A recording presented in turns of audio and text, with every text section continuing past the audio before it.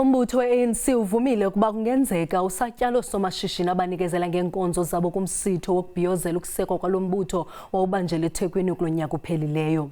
Okuchazwe ngunondyebo walo mbutho uMnumzana Paul Mashatile Kimberley namhlanje, nalapho hambise wathi baza kwenza uphando ngalo mba. Kwabakho iingxelo zokuba bazange bahlawulwe ngulo mbutho somashishini abanikezela ngebhasi kulo mbhiyozo kulo nyaka uphelileyo. Njengoko i-ANC ilungiselela imibhiyozo ngomgqibelo, kukhangeleka ngathi liqela kusafuneka lihlawulo somashishini nabazange bahlawulwe emva kokunikezela ngeenkonzo zabo kulo msitho nobanjwe kulo nyaka uphelileyo eThekwini KwaZulu-Natal. There may be people that we owe. I have to check the details, but it's probably minimal. We do have debts, yes, it's true. But we always, when we owe people, we call them and we make arrangements how to pay them gradually.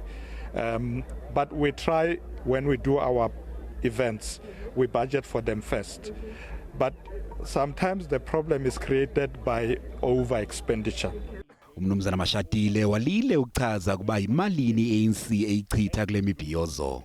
We have no obligation to disclose that to anybody because it's not public funds. So I can't be telling you how much I spend for January 8 for elections because it's our private business. ANC iphinde yathatha ithuba lokutyelela somashishini basakhasayo apha eKimberley. As Ekasi Trade Fair, we are very excited that 8 young people have been employed.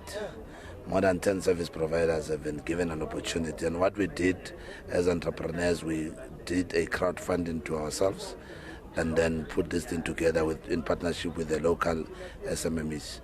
Lokho Mashatile ibethelele into yokuba umbutho wakhe uza kusombulula kungekudala ingxaki yombane kweli.